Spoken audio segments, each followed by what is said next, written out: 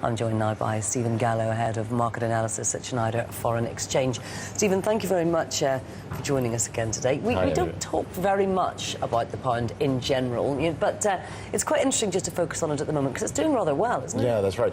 I think there are two things here. On the one hand, one of the reasons it's not in focus so much is because of what is going on in the Eurozone. Sure. The pound has proven itself to be a viable alternative, albeit a relatively small one, to the Eurozone, and we continue to see good demand, buying for gilts on a year-over-year basis, monthly by foreign investors, but also as well the flexibility that the Bank of England has afforded itself by holding off on its asset purchase facility for now, and just basically buying itself some time to look and see what the results are of the Fed's purchases, and also obviously the near-term inflation outlook in the United Kingdom as well. So they have a lot of policy flexibility at the moment, obviously, which the ECB just doesn't have. It's sort of backed into a corner to a degree.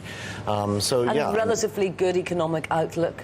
I wouldn't say that. Okay. I'm not a UK bull. I have a very, very, very bearish forecast for sterling in 2011 and 2012 on the basis of fiscal risk. I don't think enough is being done. And I think what they've done here is they've simply managed to kick the can down the road, but in a very efficient manner. I mean, the macroeconomic management, as far as the Treasury is concerned, appeasing the ratings agencies and appeasing the markets has been very, very good. But they have a lot of square pegs to fit through round holes. Yeah, they've backloaded these cuts quite nicely, haven't they? Yes, for now. So for now it's okay, but there are sort of severe risks, I think, ahead.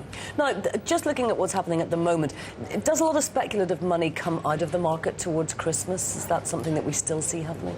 Not only speculative money, but also real money managers also make changes with their positions, and obviously they're more underweight risk than overweight risk. And does this take the pressure off the euro and, say, Spain? Is that how it works?